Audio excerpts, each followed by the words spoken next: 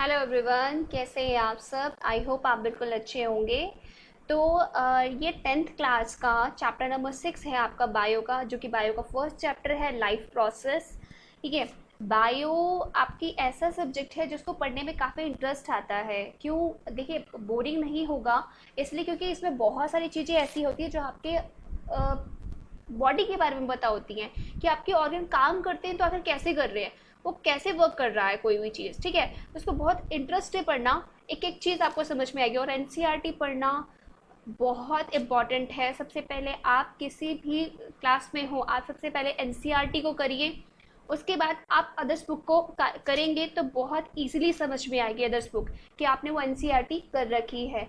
हमेशा एनसीईआरटी को सबसे पहले प्रेफरेंस दो। ठीक है, चाहे आप बोर्ड एग्जाम की तैयारी कर रहे हो, चाहे आप कोई सी भी एग्जाम की तैयारी कर रहे हो, सबसे पहले एनसीईआरटी, देन अदर्स बुक। ठीक है, तो चलिए शुरू करते हैं। इसमें है सबसे पहला आपका चैप्टर है चैप्टर नंबर 6, जो कि है लेकिन बायो का पहला चैप्टर है लाइफ प्रोसेस, कि लाइफ की जो हमारी प्रोसेस है वो किस तरीके से वर्क करती है। ठीक है, तो चलो देखिए उसके बारे में पढ़ते हैं। How do we tell the difference between what is alive and what is not alive. आप इसमें डिफरेंस कैसे करेंगे इनके बीच में कि कौन जिंदा है, कौन मर गया है, कौन नहीं है जिंदा। If we see a dog running, अगर हम देखते हैं भागते हुए कुत्ते को, और अ काउ चुविंग कट, जो कि जो गाय है वो घास खा रही है, चुविंग कर रही है, मतलब चबा रही है कुछ चीज़। और a man shouting loudly on the street, या फिर जो कोई आदमी है वो बहुत तेज चिल्ला रहा है गलियों में। We know that these are living beings, हम जानते हैं कि ये सारी की सारी क्या है, लिविंग बींग्स है, जीवित प्राणी है। वट इफ द डॉग और द काउ और द मैन वर अस्लीप, क्या जो डॉग है, काउ है, मैन है, वो जिंदा है, अस्लीप है, नहीं सोते।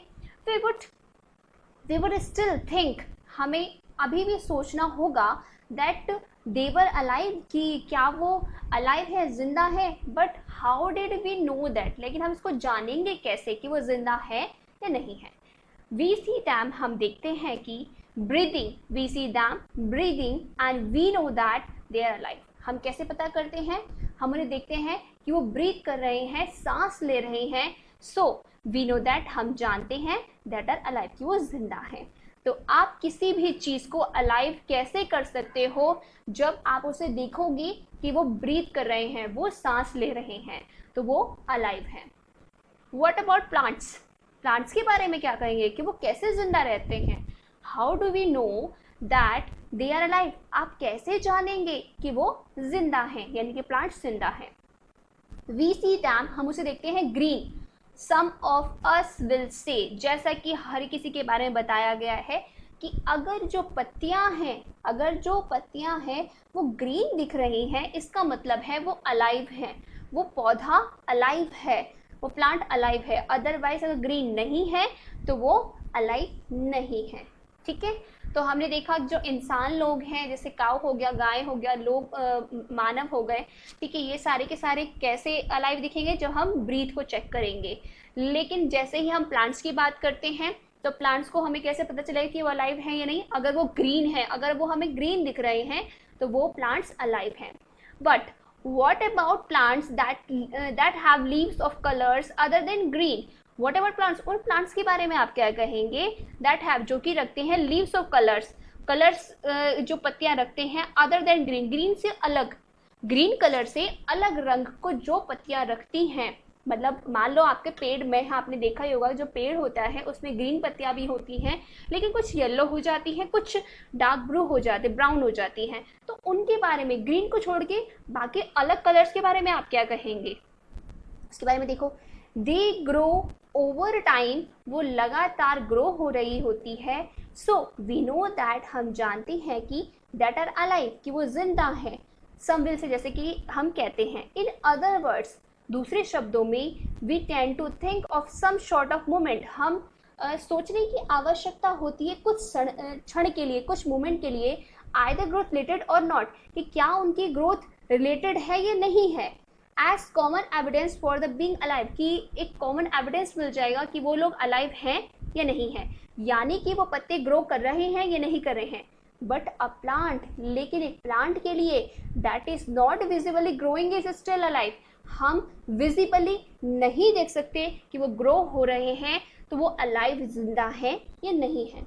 एंड सम एनिमल्स, कुछ जो एनिमल्स होते हैं, can breathe without visible movement. अब कुछ एनिमल्स ऐसे होते हैं जो सांस ले सकते हैं बिना किसी मूवमेंट को दिखाए। मतलब ऐसा नहीं है कि आप किसी के मुंह, जैसे कि हम लोग हैं, हम लोग क्या करते हैं, सांस लेते हैं तो हमारे पास वाले को क्या हो जाता है, उसको आवाज़ आ जाती है कि आप सांस ले रहे हो, ठीक है।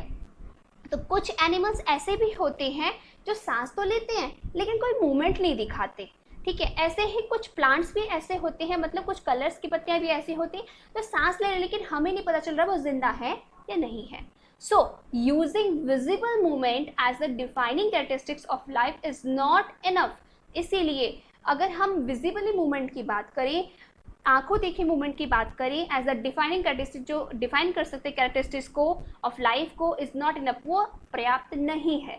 आप सिर्फ देख के, विजिबल मूवमेंट को देख के नहीं डिफाइन कर सकते लाइफ को कि वो जो पत्ते हैं या फिर जो इंसान है वो जिंदा है या नहीं, ये पर्याप्त नहीं है। तो क्या है, movements over very small scale will be invisible. जो मूवमेंट्स होता है वेरी स्मॉल स्केल, बहुत ही छोटे पैमाने पर, विल बी इनविजिबल, बहुत ही कम होता है, बहुत इनविजिबल होता है, ऐसा नहीं कि हम देख नहीं सकते, to the naked eye movements of the molecules. देखो हमारी नॉर्मल आँखों से जो मूवमेंट्स होते हैं बहुत ही छोटे पैमाने पर होते हैं, जिसको हम नॉर्मल आँखों से, जो हमें नॉर्मल आँखें दी हुई हैं, जिसको हम देख सकते हैं, उस मूवमेंट्स को नहीं देख सकते, उनके मॉलिक्यूल्स के मूवमेंट्स को नहीं देख सकते। For example, is this visible molecular movement necessary for life? क्या ये इनविजिबल होगा कि मॉलिक्यूलर मूवमेंट को आवश्यकता है हमारी लाइफ की, हमारी लाइफ के लिए मॉलिक्यूलर मूवमेंट की आवश्यकता होगी उसको देखने की? If we ask this question, अगर ये हमें क्वेश्चन पूछना है टू प्रोफेशनल बायोलॉजिस्ट से, इफ़ अगर आप ये क्वेश्चन पूछते हैं प्रोफेशनल बायोलॉजिस्ट से, दे विल से यस, तो वो क्या कहेंगे, यस। ऐसा क्यों? In fact viruses do not show any molecular movement in them.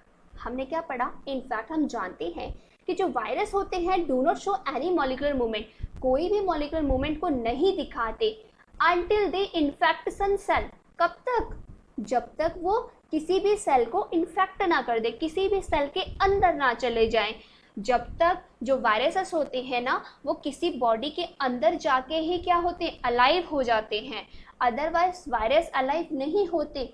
जैसे ही उनको लिविंग बॉडी मिलती है वैसे ही वो उसको इन्फेक्ट कर देते हैं, इसको बेकार कर देते हैं और अपनी जो नंबर से उसको मल्टीपल्स टाइम कर देते हैं। तो हम कह सकते हैं कि virus do not show any molecular movement in them. Virus कोई भी मॉलिक्यूलर मूवमेंट को नहीं बताता तब तक, अंटिल दे इन्फेक्ट सम, जब तक वो किसी भी सेल को इन्फेक्ट ना कर दें। And that is the partly थोड़ा आंशिक रूप से, why there is a controversy about whether they are truly live or not.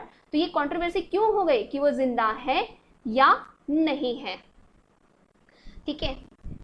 Conservation और अलाइव। उसके बाद है next paragraph, why are the molecules movement needed for life. जो मॉलिक्यूलर मूवमेंट्स होते हैं उनकी आवश्यकता क्यों पड़ती है हमारे जीवन के लिए। We have seen in earlier classes, जो हम अलाय क्लासेस में देख सकते हैं पहले वाले क्लासेस में, that living organism are well organise structure. कोई भी लिविंग ऑर्गेनिज्म होता है उसका वेल ऑर्गेनाइज स्ट्रक्चर होता है, जैसे कि हर कोई लिविंग ऑर्गेनिज्म सेल से मिलकर बना होता है और हर कोई जो सेल होता है वो अच्छे से वर्क कर रहा होता है हर किसी ऑर्गन को चलाने के लिए। तो उनका वेल ऑर्गेनाइज स्ट्रक्चर होता है कि ये प्रोसेस करेगा, फिर ये प्रोसेस होगी, फिर दूसरी प्रोसेस होगी, तो मतलब हर काम वेल ऑर्गेनाइज होता है। दे कैन हैव टिश्यू, उनके पास टिश्यू होता है। टिश्यू हैव सेल्स, टिश्यू के पास सेल्स होते हैं। Cells have smaller component in them, और जो सेल्स होते हैं उसके अंदर बहुत छोटे छोटे कंपोनेंट होते हैं, एंड सो ऑन, बहुत सारी चीज़ें। मतलब कि हमारा जो बॉडी है वो टिश्यू रखता है, टिश्यू सेल्स को रखता है, सेल्स बहुत सारे कंपोनेंट्स को रखते हैं उसके अंदर, और so on. Because of the effect of the environment, क्योंकि प्रभाव पड़ता है वातावरण का, this organized ordered nature of living structure is very likely to keep breaking down over time. तो because of effects of environment, वातावरण के प्रभाव के कारण जो ऑर्गेनाइज्ड ऑर्डर है नेचर का, जो ऑर्गेनाइज्ड ऑर्डर होता है नेचर का, ऑफ लिविंग स्ट्रक्चर, लिविंग जो जीवित प्राणी है उनका, is very likely to keep breaking down, वो टूट जाता है ओवर टाइम, टाइम के साथ साथ। इफ ऑर्डर्स ब्रेक डाउन, अगर जो ऑर्डर है मतलब सिस्टमेटिक जो ऑर्डर हमारी बॉडी में चलता आ रहा है वो टूट जाता है, the organism will no longer be alive, तो ज़्यादा दिन तक जीवित नहीं रह सकते। जैसे कि आपका क्या हुआ, अगर आपका कोई भी फंक्शन खराब हुआ, हमारी बॉडी का कोई भी फंक्शन अगर हमारा खराब होता है तो हमारे चांसेस हो जाते हैं कि हम जो नॉर्मल अच्छा हेल्दी जीवन जो जीते हैं, हेल्दी लाइफ जो जीते हैं, उससे थोड़ी कम लाइफ जिएंगे, क्योंकि आपका एक ऑर्गन ने काम करना कम कर दिया है। So living creature must keep repairing and maintaining their structure, इसलिए जो लिविंग क्रिएचर होती है मस्ट कीप, उसको रखना चाहिए रिपेयर करके एंड मेंटेन करके देयर स्ट्रक्चर, उनके स्ट्रक्चर्स को। इसलिए जो लिविंग क्रिएचर होते हैं उन सभी को रिपेयर करना चाहिए, जो भी ऑर्गन्स हैं। आप बिल्कुल हेल्दी लाइफ जिए, योगा कीजिए, हेल्दी फूड खाइए, इन सभी को रिपेयर करना बहुत ज़रूरी है। प्रोटीन लीजिए, अगर आपको में प्रोटीन की कमी है बॉडी में तो प्रोटीन लो, विटामिन की कमी है विटामिन लो, लेकिन क्योंकि हमारी बॉडी अपने आप रिकवर कर लेती है जब आप एक हेल्दी डाइट को फॉलो करते हो, ठीक है। तो वही वो बोल रहा है, so living cages must keep repairing, उनको आवश्यकता होती है रिपेयरिंग की, मेंटेनिंग की, देयर स्ट्रक्चर, उनके स्ट्रक्चर को रिपेयर करने के लिए और मेंटेन करने के लिए। Since all these structure are made up of molecules, since क्योंकि जितने भी स्ट्रक्चर्स होते हैं वो बनते हैं मॉलिक्यूल्स से, they must move molecules around all the time, इसलिए जो मॉलिक्यूल्स होते हैं वो हर समय अराउंड द मूव, वो इस स्ट्रक्चर के हर समय घूमते रहते हैं। मतलब हमारी बॉडी के अंदर जो मॉलिक्यूल्स हैं हमारी बॉडी के अंदर हर टाइम पे वर्क करते रहते हैं। What are the maintenance process in living organism? Maintenance process क्या होती है लिविंग ऑर्गेनिज्म, मेंटेनेंस क्या होता है, कैसे मेंटेन करते हैं, उसके बारे में पढ़ते हैं। देखो यहाँ पर जो क्वेश्चन है ना आपके बहुत सारे उठा दिए गए हैं, मतलब बहुत सारे क्वेश्चन उठा दिए कि क्या होता है, क्यों होता है, लिविंग ऑर्गेनिज्म, मॉलिक्यूल्स, ये सब चीज़ें हैं, ठीक है। तो आपकी लाइफ प्रोसेस चलती कैसे, वो मेंटेन कैसे करती है, अब उसके बारे में धीरे धीरे, ये इंट्रोडक्शन था आपका, ठीक है। इंट्रोडक्शन को पढ़ना बहुत ज़रूरी है, इसलिए थोड़ा टाइम लगा के मैंने इसको पढ़ाया है ताकि आपको पता चले कि हमारे को चैप्टर में क्या क्या चीज़ पढ़नी है और कैसे कैसे मेंटेन करनी है, ठीक है। नाउ अब आपका हेडिंग आ गई है, what our life process. Life process क्या है, मेन जो हमारा फंक्शन है, जो हमारा चैप्टर है, वही क्वेश्चन बनता भी है, इसका आपको पता होना चाहिए। The maintenance function of living organism must go on even when they are not doing anything particular। जो मेंटेनेंस फंक्शन होता है लिविंग ऑर्गेनिज्म का मस्ट गो, उसको अवश्य ही even when they are not doing anything, जब वो पर्टिकुलर फंक्शन को नहीं कर पा रहा होता या नहीं कुछ कर पा रहा हो तो वो मेंटेनेंस फंक्शन को क्या करते हैं, डिफाइन करते हैं। Even when we are just sitting, जैसे कि जब भी हम कभी बैठे होते हैं क्लास में, even we are just asleep या फिर सो रहे होते हैं, the maintenance job has to go on, तो तब भी वो मेंटेनेंस जॉब हमारी चलती रहती है। The process which together perform the maintenance job are the life process, जो ये प्रोसेस होती है विच टुगेदर, जो कि एक साथ परफॉर्म करती है दिस मेंटेनेंस जॉब को, इस मेंटेनेंस जॉब को, आर लाइफ प्रोसेस, वो हमारी लाइफ प्रोसेस होती है। क्या कहा मैंने, एक बार रिपीट कर लेते हैं।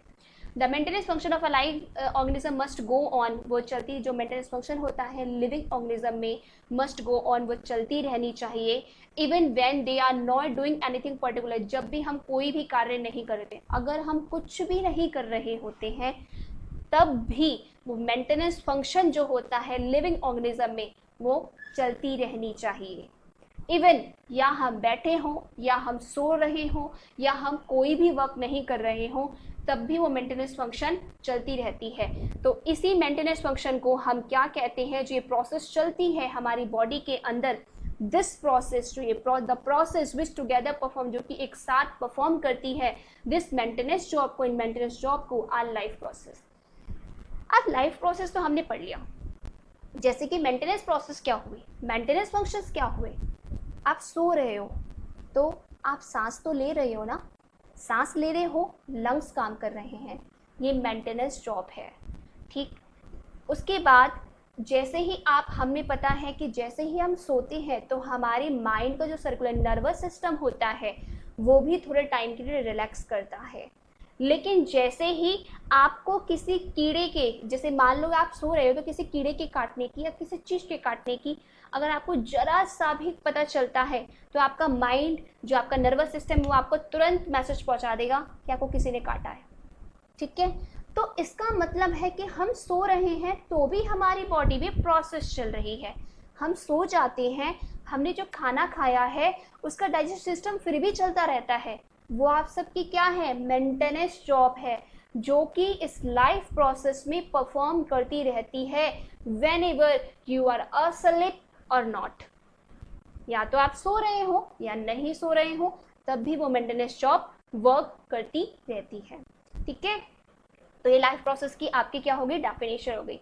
नेक्स्ट देखो, since these maintenance process are needed to prevent damage and break down, energy is needed for them। इसने क्या बोला, क्योंकि ये जो मेंटेनेंस प्रोसेस होती है, आर नीडेड टू प्रिवेंट, उनको बचाने की आवश्यकता होती है, किससे, डैमेज से या फिर ब्रेक डाउन से, कोई भी क्षति ना पहुंचे, उनको टूटे ना फूटे ना, उन सब के लिए क्या जरूरी होता है, energy is needed for them. उन सभी के लिए एनर्जी नीड करती है, उन सभी के लिए एनर्जी की आवश्यकता होती है। क्योंकि आपको, हमें क्या पता है, जब भी हम कोई वर्क करते हैं तो हमें एनर्जी की ज़रूरत होती है, इसलिए हम खाना खाते हैं, इसलिए हम फूड को वो करते हैं, खाना खाते हैं। ठीक है, तो इसमें क्या हुआ कि since these maintenance process are needed, जो क्योंकि ये जो मेंटेनेंस प्रोसेस है उन सभी को आवश्यकता होती है बचाने की, किससे, डैमेज से या ब्रेक डाउन से। इन सभी के लिए किसकी जरूरत होती है, energy, energy is needed for them. This energy comes from outside the body और द इंडिविजुअल ऑर्गेनिज्म। ये एनर्जी कहाँ से आएगी, this energy comes from outside the body, ये बॉडी के बाहर से आएगी, ऑफ द इंडिविजुअल ऑर्गेनिज्म, अलग अलग ऑर्गेनिज्म में। हम लोग क्या करते हैं, हम लोगों को एनर्जी चाहिए, हम उसके लिए क्या करते हैं, खाना खाते हैं। किसी की बॉडी बहुत पतली सी होती है, उसको क्या चाहिए, प्रोटीन चाहिए, तो प्रोटीन का ज़्यादा लेता है, प्रोटीन ज़्यादा लेता है। किसी की बॉडी में विटामिन की कमी होती है तो डॉक्टर से विटामिन के बारे में बताता है कि आप इसको हरी सब्जियां खाओ, ये खाओ, वो खाओ, आपकी बॉडी में विटामिन पड़ेंगे। क्योंकि हमारी बॉडी को, लाइफ को प्रोसेस करने के लिए, मेंटेन करने के लिए, उन जॉब्स को जो कि हमारी बॉडी में वर्क कर रहे हैं, उन सभी के लिए हमें एनर्जी की ज़रूरत है। तो एनर्जी इन चीज़ों से ही मिलती है हमें। जैसे ही खाना खाते हैं तो हमारी बॉडी में एनर्जी रहती है, हम पानी पीते हैं हमारी बॉडी में एनर्जी रहती है। तो ये सभी की सभी एनर्जी कहाँ से मिलती है हमें, बाहर से। क्योंकि ये सारी चीज़ें हम बाहर से यूज़ करते हैं। खाना खा रहे हो तो भी हम आउटसाइड है, पानी पी रहे हो तो भी हम आउटसाइड हैं, ठीक है, विटामिन ले रहे तो भी हम आउटसाइड हैं, और क्या है, प्रोटीन ले रहे तो भी हम आउटसाइड ही प्रोटीन ले रहे होते हैं। ठीक है, तो ये energy comes from the outside of the body, body के बाहर से होती है, इंडिविजुअल ऑर्गेनिज्म से। So there must be a process to transfer a source of energy from outside the body of the organism. So there must be a process, एक process होती है, होनी चाहिए, a transfer a source of energy, transfer करने के लिए source of energy को from outside the body of the organism, बाहर से बॉडी के अंदर अगर हमें एनर्जी चाहिए तो उसके लिए एक प्रोसेस होती है। So there must be a process, इसीलिए यहाँ पर एक प्रोसेस होनी चाहिए टू ट्रांसफर करने के लिए और सोर्स ऑफ एनर्जी को from outside the body of the organism, organism के आउटसाइड द बॉडी, बॉडी के बाहर से हमें एनर्जी को प्रोवाइड करने के लिए एक ट्रांसफर सोर्स ऑफ एनर्जी, उसके लिए एक प्रोसेस होनी चाहिए, विच वी कॉल फूड, जिसको हम क्या कह सकते हैं, फूड कह सकते हैं। To the inside a process we commonly call nutrition, हमारे अंदर जो प्रोसेस होती है वी कॉमनली कॉल, उसको हम क्या साधारणतः क्या बोल सकते हैं, न्यूट्रिशंस बोलते हैं। कि जो भी हमारी बॉडी के अंदर गया है, फूड गया है, उन सभी को क्या बोलते हैं, nutritions. If the body size of the organism is to grow, अगर बॉडी साइज होता है ऑर्गेनिज्म का, वो ग्रो हो रहा है, additional raw material will also be needed from outside. अगर जो हमारा साइज है, ऑर्गेनिज्म का जो साइज है वो ग्रो बढ़ रहा है, तो additional raw material will also be needed from outside. तो एडिशनल कच्चे पदार्थ, रॉ मटेरियल का मतलब कच्चे पदार्थ जो होते हैं, कच्चे मटेरियल विल ऑल्सो नीड, उनको भी आवश्यकता होती है फ्रॉम आउटसाइड, आउटसाइड से। सिंस क्योंकि life on earth depend on carbon based molecules, क्योंकि जो लाइफ है अर्थ पर वो डिपेंड करती है कार्बन मॉलिक्यूल्स पे। Most of these source are also carbon based. ये आप ध्यान रखिएगा कि जितने भी जितने भी मॉलिक्यूल्स बने हैं फूड सोर्स के, जो खाने के हैं, उन सभी में कहीं ना कहीं कार्बन का एक छोटा सा पार्ट ज़रूर होता है। विदाउट कार्बन के कोई भी मॉलिक्यूल, कोई भी एटम यहाँ पर नहीं है, कोई भी फूड पार्टिकल्स यहाँ पर नहीं है अर्थ पे।